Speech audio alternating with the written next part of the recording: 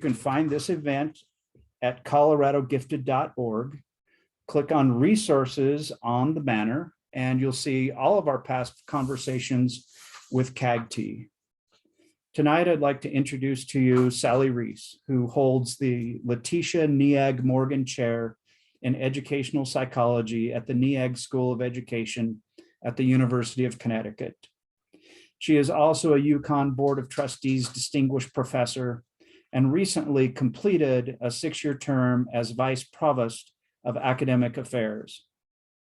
Dr. Reis is a former department head of the Educational Psychology Department and also served as Principal Investigator of the National Research Center on the Gifted and Talented.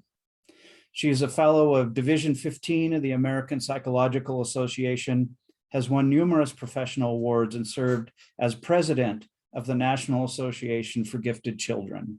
That's our parent group. Among her accomplishments, she has authored and co-authored more than 250 publications, including articles, book chapters, and numerous monographs and technical reports, and works in a research team that has generated over $60 million in grants during the last 15 years. Her research interests are related to academically talented students and talent development, as well as special populations, which she'll focus on tonight, of gifted and talented students, including neurodiverse students. Please welcome Dr. Sally Reis with Exploring the Academic Success of Twice Exceptional Students with ASD. Thank you, and it's a pleasure to be with you, and really a wonderful opportunity to talk to you a little bit about a grant that we received from the CAGTs program a few years ago, and what we've done with that grant and what we've learned. I think that probably over my 30, 40 years of being in gifted education, I've probably worked with a couple of dozen students who were both gifted and talented and also on the spectrum. And, you know, if you think about people like me that have devoted their entire career to this area, you realize that we maybe find 1 or 2 of these students a year, and maybe there are more, but they're not identified. So I was thrilled to have the opportunity to write a grant and be funded by CAGTs to be able to learn more about this population, in particular to answer some questions. And some of these are questions that we get all the time from parents that call us, because there are parents all over the country that are seeking answers about what to do with their smart students who are also on the autism spectrum. So this is our website for our grant. We're putting more information on the website all the time. We will be running a summer program this summer for high school students, probably online, still to be determined. And I would like to talk to you a little bit about what we've learned over the last few years. This is our research team consisting of Susan Baum, who many of you know, and Joe Madaus, who is an expert in transitions for students with special needs, and my colleague Nick Gelbar from our center, who does a lot of work about very, very bright kids who also have disabilities. I've been interested in this topic myself for over 20 years. Some of you that have heard me give keynotes in the past may know and remember that I have a daughter with dyslexia. So I have a 2E daughter. Joe and I have a 2E daughter, and she's grown up and done very, very well, but with a tremendous amount of time and advocacy from her parents, as well as others that have been in her life. And so I've been interested in the area of 2E for a long, long time.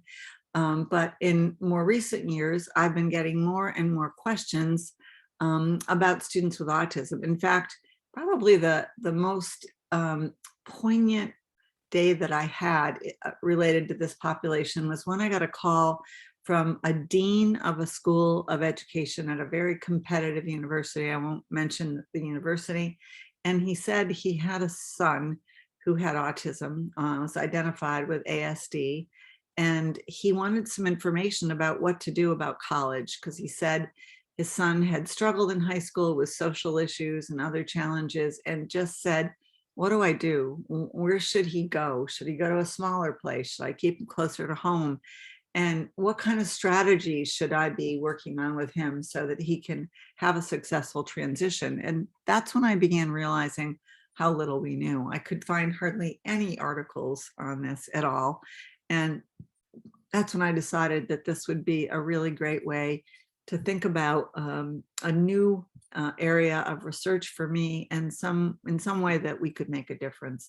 So why study this population? 1 in 54 children are currently being diagnosed with autism spectrum disorder, yet there's little research on this population, and very little research on the population of students with ASD that are also academically talented. In previous years, I have done research on students with dyslexia and other kinds of learning disabilities, and who also were very bright. So, and of course, we call these students twice exceptional. And in the past, the research that I had done on this particular group of students showed a number of findings.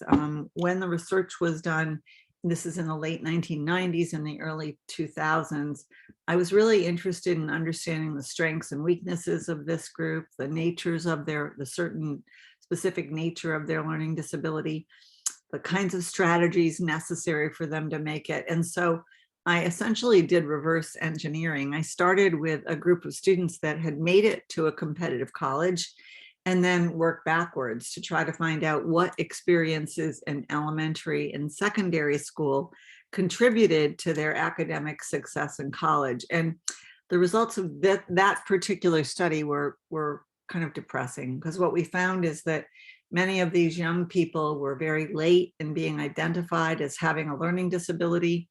This is where the masking concept first came in. Their disability masked their abilities, and their abilities and talents mask their learning disabilities. So oftentimes they were not identified until the content get very, very, very difficult. Many of them had peer problems. Many of them had teachers that were very negative about them. They thought they were lazy, that they weren't working very hard. Many of them were not enrolled in challenging classes. Many of them were retained. 6 out of the 15 that we studied were held back in school, which we all know is not a strategy that often works, particularly for bright students with learning problems. Many of them had special ed programs that were inappropriate. They were too easy. They focused on skills they didn't know. Half of them were in therapy, so there was a lot of anxiety and depression. So overall, what we found was fairly negative and kind of depressing. The good news is that what we found in this study is not that way. So we have some good news in our study.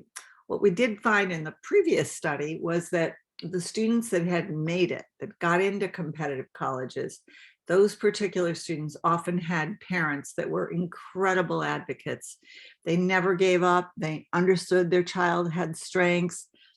They consistently worked on a strength-based approach for school. Sometimes they moved them to a different school, but they were in the school constantly advocating. And I was one of those parents. I became that kind of parent. And if time permits, we can talk a little bit about, what I learned being a parent of a 2E student as well. So what we did actually was write a grant for CAGTs, and we were funded. And we're funded for 5 years. And in the first couple of years, we've already accomplished quite a bit.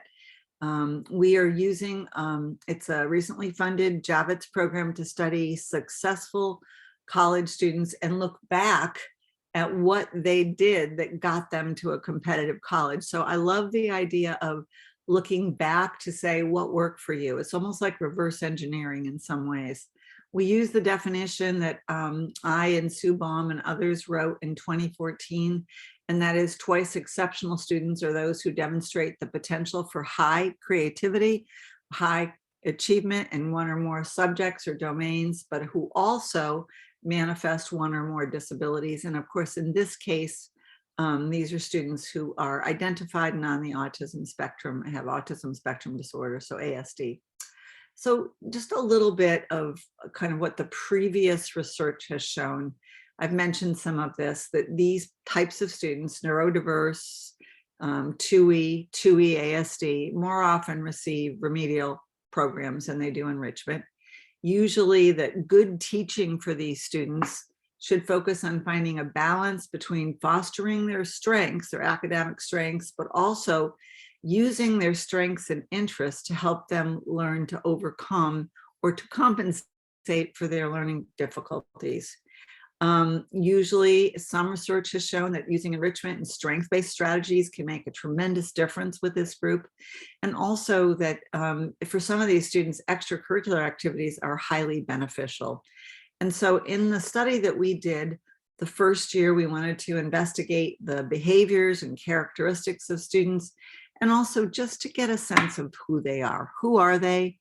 What kinds of characteristics do they manifest? What kinds of colleges do they go to? Because in many ways, what we have found is students that have ASD, autism spectrum disorder, are enrolling at lower rates than their peers with all other kinds of disabilities.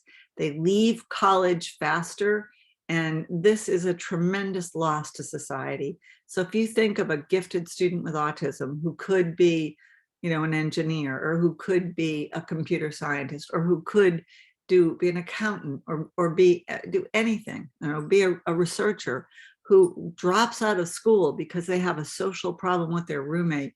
Think of the loss of talent that we experience.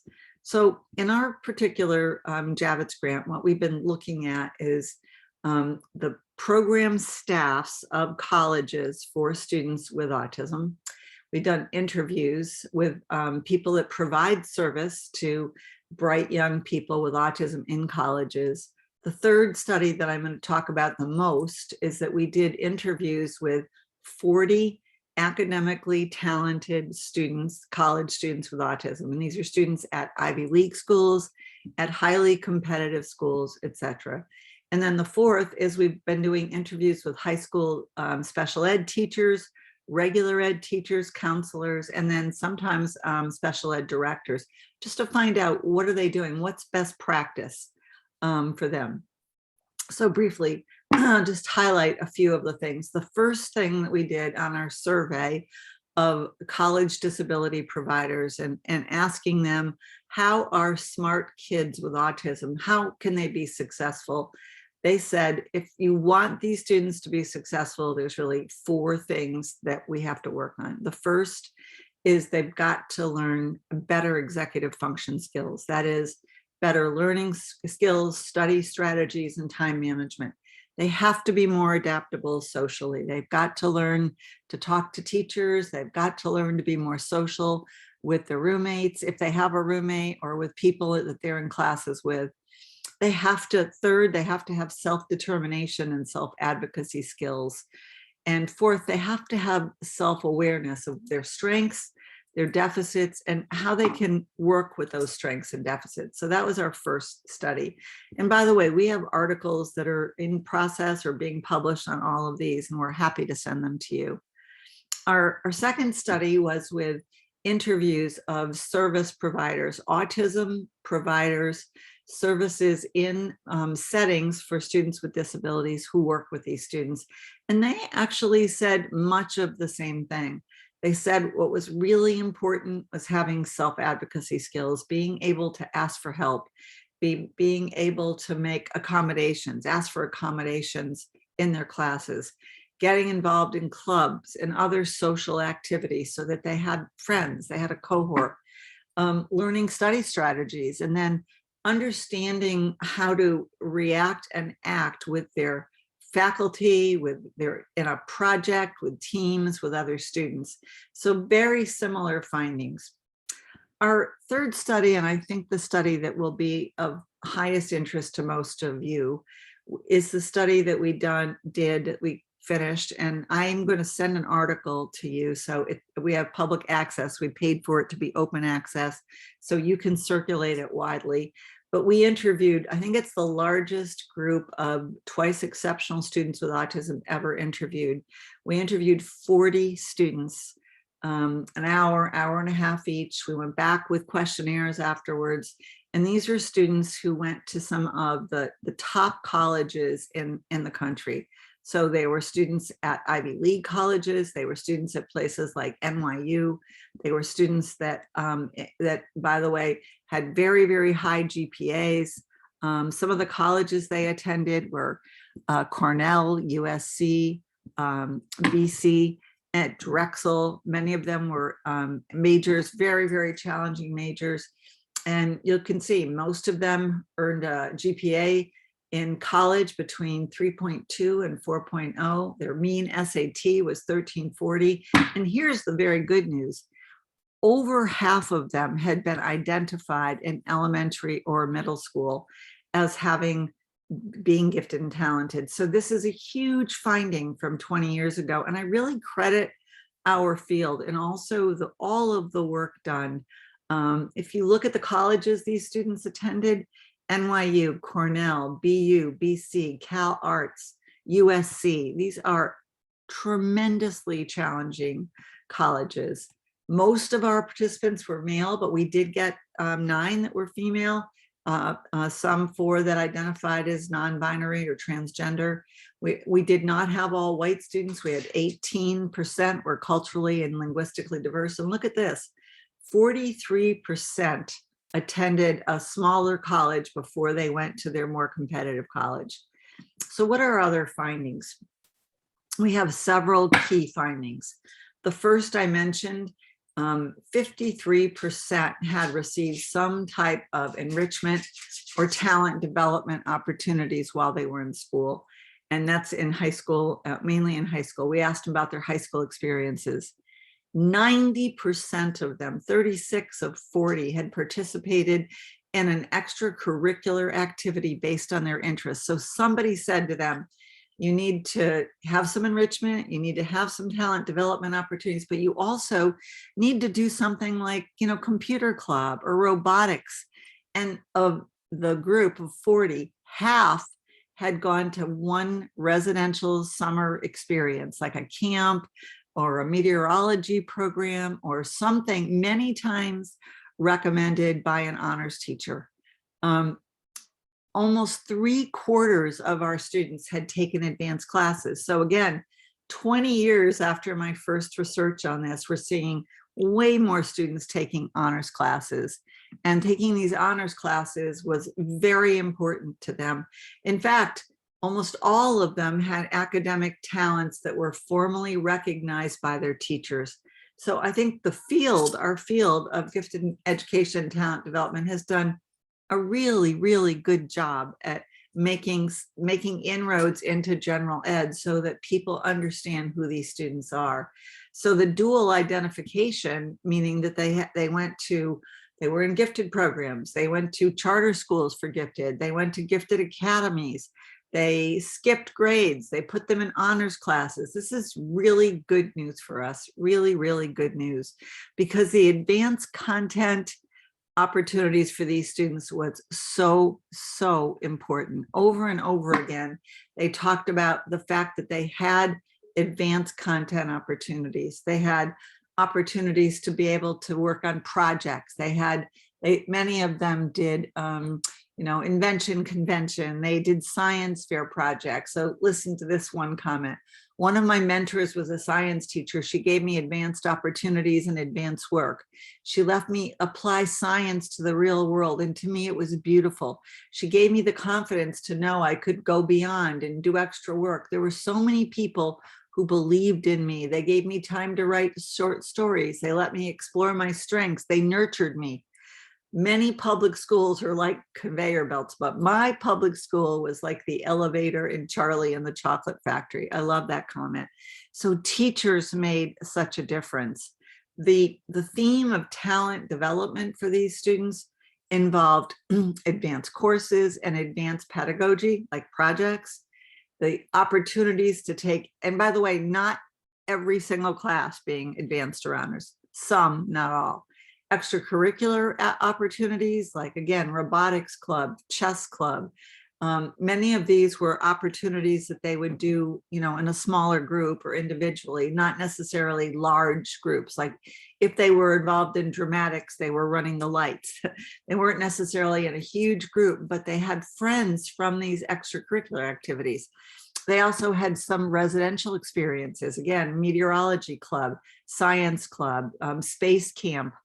And that's both parents and teachers. And what we like to call enrichment pedagogy. And, if you've heard Joe Rensselaer or I speak, you clearly know what we mean by this. And again, remember, 90% of these individuals reported being involved in various kinds of extracurricular, more of an individual than team, but oftentimes a reflection of interest in STEM.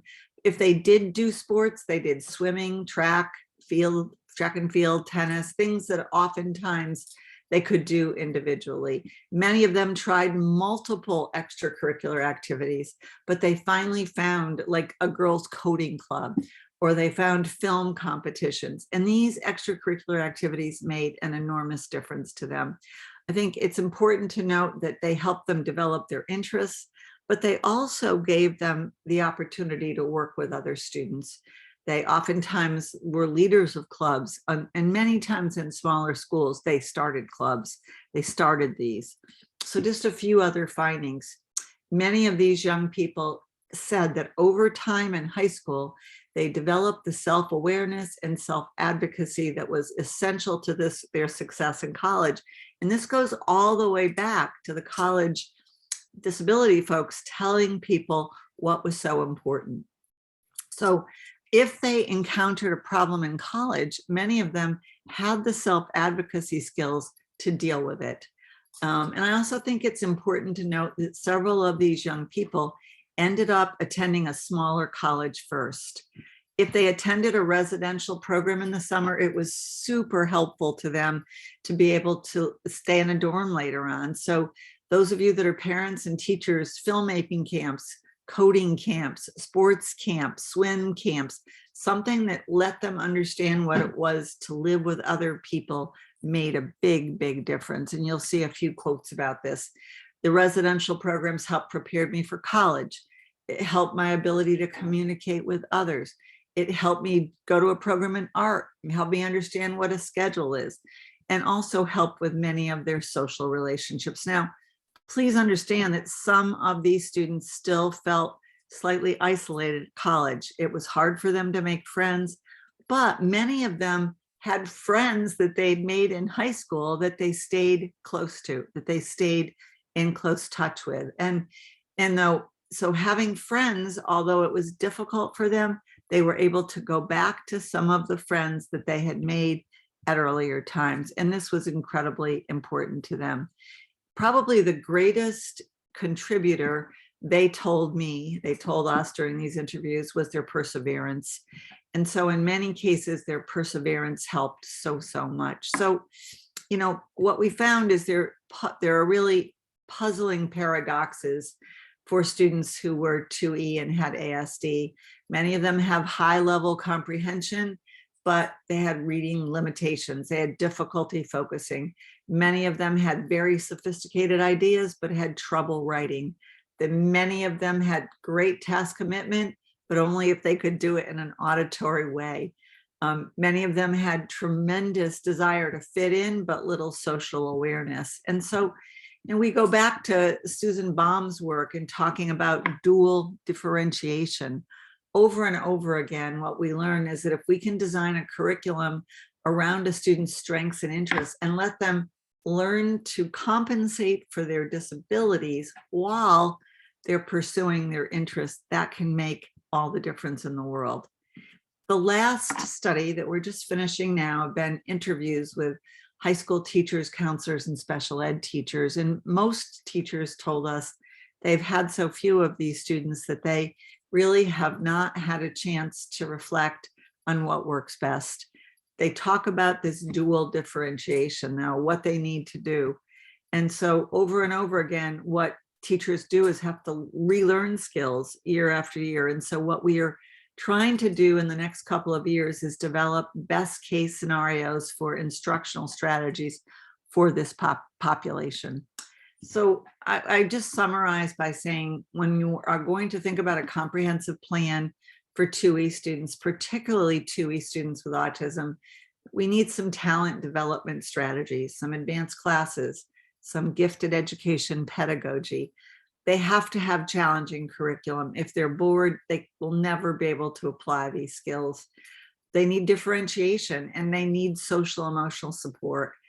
I mean, remediation obviously may happen when they need it, but it should be, if we can, applied to interests. And so the talent development is so important. We can leverage their strengths to support their skill development. And this is some of the work that Joe Renzulli and I have been talking about for decades as part of the work that we have done on school-wide enrichment, literally, for decades. And the strength-based, talent-focused approach could be looking at things like school-wide enrichment, where we're looking at student strengths by having a strength portfolio or a profile. We're compacting what they already know, but replacing it with more advanced work by putting them in advanced classes, and by giving them a series of enrichment opportunities, exposure to new ideas, opportunities for training and doing things, like coding or invention convention or creative writing or theater.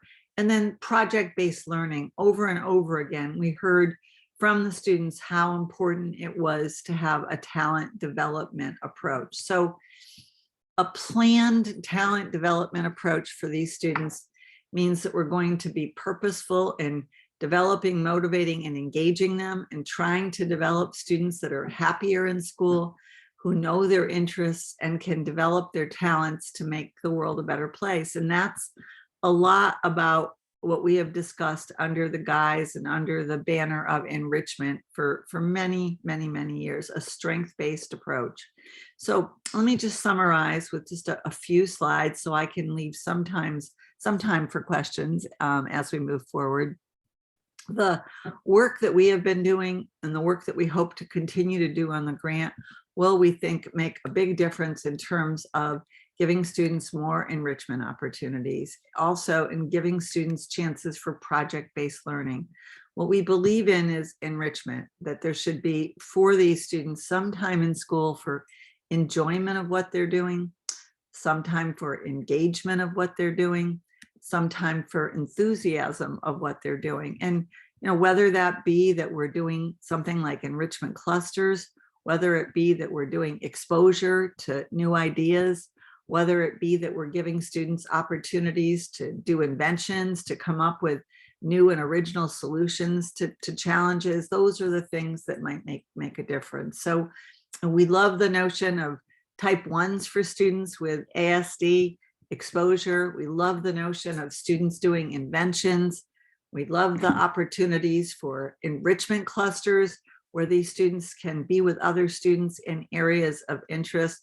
And we believe that of what I've spoken about today, that some of these things can have lasting impacts, whether they be making a difference in their community, making a difference in the work that they're doing in school, and really just enjoying learning. So in our case, what we have found in the research is that there are now teachers that are doing this much more regularly and much more effectively than they used to do it. So what we'd like to do is to advocate for, again, more talent development goals, IEPs that include a high interest or talent development goal, opportunities for some of the kinds of projects that we've discussed today. I mean, invention convention, having kids do some hands-on learning opportunities. And I'd like to summarize by saying that this notion of having opportunities for a strength-based pedagogy can make an incredible difference. This is what Joe and I have tried to do in the development of Renzulli Learning. And this is what we've been trying to do throughout our careers. So schools, we believe, should be places for talent development. The more opportunities we can give for engagement and we can give for talent development, the more opportunities we will find for students to be able to enjoy and learn from school.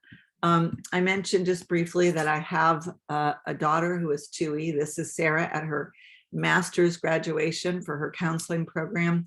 If you would ever have told me that she would have a master's degree and she would be a counselor who's working with students like her, 2E students, I simply wouldn't have believed it. Yet at the same time, we tried to, I mean, I worked with Susan Baum. I tried to apply some of the pedagogy. In many ways, her high school experiences were a disaster. And had we not looked at a different environment, had we not looked at her talents, things could have been very, very different for her. So let me just end by saying, and I will be happy to share this slideshow with you. Sue Baum and I have been working on a toolkit for 2E students where we talk about understanding 2E profiles of strengths and deficits, that teachers showing 2E students that we care about them, that they're safe, respected, and valued, even liked. Giving 2E students a safe space in school to go to. Our daughter Sarah spent a lot of time in the nurse's office, a lot of time in guidance counselors' offices, and shifting teaching practices away from deficit focus and much more to strength-based focus. That can also make a difference. Providing talent development opportunities each day. Some opportunities to learn something about oneself, to learn a little bit about interests. There's a convergence that can happen between talents and disabilities, and one can learn to compensate for their disabilities while they're working on a project. And we believe in becoming opportunity makers. The role of talent development, opportunity makers, all of that can change the lives of so many different students. So briefly, we are this summer going to be running for high school juniors and seniors a free summer program for 2E students with autism, very bright students with autism. Please email me if you know of a student that would qualify. It's going to be online, and so they wouldn't even have to travel to UConn. And we're going to try to do a great program that teaches them about their strengths, helps them learn how to compensate, helps them socially become friends with other students like themselves. And so if you would like to nominate somebody, it's all paid for by our grant. And I hope that you'll take away a few ideas from our toolkit. We can send you information about the summer program as we develop it, but right now we'll put you on your mailing list. I hope you'll get a few ideas. And also I hope you'll be encouraged by me saying that I struggled in knowing what to do with my 2E student, and by using the strength-based, enrichment-based pedagogy that I knew most in gifted education, and always telling her about her talents and always focusing on what she could do and helping her compensate for what she couldn't do, that you know, we were able to be successful with her. And I understand the struggle. And I also am wanting to devote the rest of my career to helping others that have kids like this. So just briefly, let me go back to the ending slide that shows my email and the information about this project that I've spoken about. And I'm going to send along to the Colorado Association some free articles that have been written that you can share widely because they're not copyrighted. We paid for open access. Thank you very, very much for this time. I appreciate it. Thank you so much. We have some great questions out there from the audience, and one of them was speaking to what you were talking about with your daughter and that journey that you'd been on along with your daughter. We have some parents out there who have kids that are getting closer to the college age.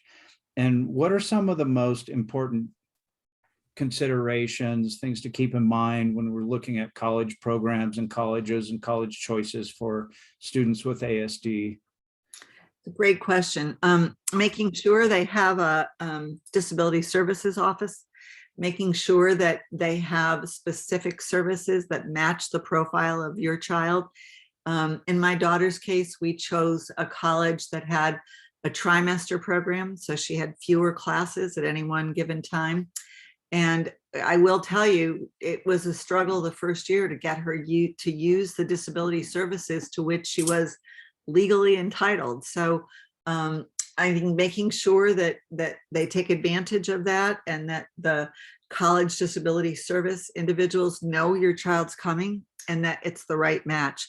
I mean, every college says they offered on-time tests, but there's so many students that need more than that. Students with autism, for example, can be greatly helped by having a single room not having a roommate their first year can make such a difference, because they need time to recharge their social batteries, and social opportunities for them are often very, very challenging. So not having a roommate can make a big difference. So asking those kinds of questions, but also understanding proximity. If you feel, our daughter stayed a couple hours away, so I could be there if I needed to be there.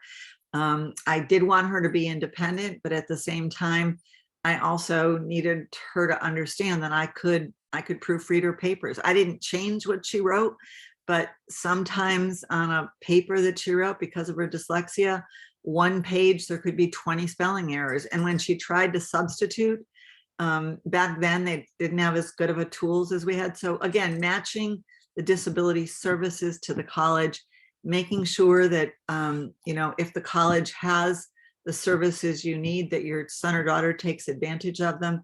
And in our case, we chose a smaller place. She did not come to UConn, where there were 20,000 undergraduate students, although UConn has an excellent disabilities program. We, for her, knew she needed a smaller environment.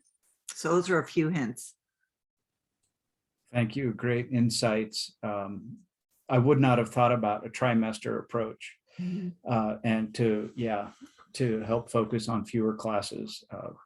Great insights. And it's important for parents to understand that the 504 services don't stop in 12th grade. Right. IEP stop and they transfer to 504. Yeah, that's a very, very important point. Yeah, we have a question from a parent here, and it says, I'll just read it verbatim. Oftentimes when 2E kids have an IEP or 504, there's a tendency to lean toward asking them to do less or expecting less of them, even in GT. How can we impress upon educators that challenging them can actually be helpful? Honestly, that's such a smart question. And one of the most exciting things for us about this study was when we asked these students that had autism, that were at competitive colleges, what made the greatest difference. Over and over again, they said the same thing: honors classes, challenging classes.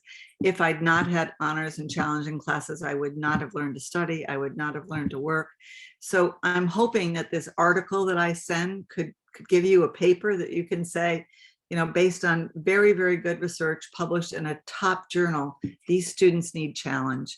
If they don't have challenge, they get to college and they fall apart. I mean, it's like any other bright student that has never been challenged and then gets into a hard class for the first time. But in addition, they've got another disability. And oftentimes there's a tendency to focus on social issues, to focus on, making friends and dealing with social situations, and not doing it within the challenging classes. But what these students told us was the challenging classes gave them the kind of social connections they desperately needed, and that is with other smart kids that could challenge them. And that's what's going to happen when they go to college. So the need for challenge rings out loud and clear in the voices of these students. And again, I will send you the article. It's one of our most important findings, that the kids that made it believed they made it because they had honors, they had AP, and they had very challenging classes in high school. It was critical for their success. And thank you so much for sharing all of these resources and articles that in the chat, everybody, that the links have been placed into the chat. And I would also remind you that you can come back to this presentation at coloradogifted.org and look at the archived presentations, and you'll be able to find these links in there too if you miss it this time. We want to keep you forever, but there's another question in here that I feel would be a benefit to the group, and it's this. My son is doing well academically, but is still struggling emotionally at home, like with anxiety and ADHD regarding school. And at school, they're wanting to reassess and remove services. What should I be asking for in terms of support? And is it reasonable to still expect him to be on an IEP when he's performing academically? That's a great question, and I have to tell you that some of it depends on the state and the district that you're in. many IEPs are removed when academic performance is, at grade level or above grade level. However, there are also other important issues for students with autism, and that is learning how to socially interact, learning how to interact with teachers and adults, being prepared with learning strategies, having opportunities to be able to deal with college. So, I would think that you may see a transition from an IEP to a 504 plan, which, believe it or not, could be beneficial because 504 plans can transfer to college. So I wouldn't necessarily be worried about being released from an IEP if you believe your child's functioning well and is up to grade level or beyond grade level. But what I would make sure you're having is the opportunity for advanced and honors classes. So those advanced classes are going to be critical, and having social opportunities within those classes. The depression and worry, if they're seeing a counselor, they're seeing a therapist, that actually, again, should be something that you may want to consider when you have the discussion about the IEP, because that also could follow in. And I will let you know that several of the students that we have interviewed that are competitive colleges are still in touch with counselors, people from home. They talk to people once a week, they get on the phone. Some of them practice social skills that they knew that they made a mistake in. They just try to remember what they did so they can find out what's wrong. So there are some of these young people that need that social support afterwards. And I can't talk about your child individually because I don't know the situation. But if they're still needing therapy and they're still needing medication for depression and they're still dealing with various kinds of social problems, that's a conversation for discussion of the difference between an IEP and a 504. It's the degree and how much and the medication and everything that you have to look at. But the goal would be to prepare them to go to a competitive college, because in the end, smart kids want to have opportunities, even if they find them somewhat stressful, to be with other smart kids and to be able to pursue a degree that gets them work that's meaningful to them in the future. What you're looking for is a meaningful future with work. And these students that we followed, they're in engineering school, they're heading to law school, they still have some anxiety, and many of them don't have a ton of friends, but they have some friends and they have enough support so they can be successful. And that's what you're looking for. Enough support so you can be successful, and they can be successful at a place that challenges them and makes them happy. Thank you for those specific suggestions. And thank you also, though, for bringing it back out to the bigger picture and to the most important takeaways from your presentation. And thank you so much for helping us out here in Colorado and everywhere, because we've hit halfway around the globe. And I guess when we've hit halfway around the globe with this, we've hit all the way around, right? And so thank you so much for the work that you've done in your career and continue to do in your career with gifted kids. I also mentioned that if you have not seen Sally's work on gifted girls, you must see this too. It's fantastic stuff. But so thank you so much for being with us tonight. Pleasure, my pleasure. Thank you so much, and best wishes for a very happy and healthy holiday season, everybody. Thank you.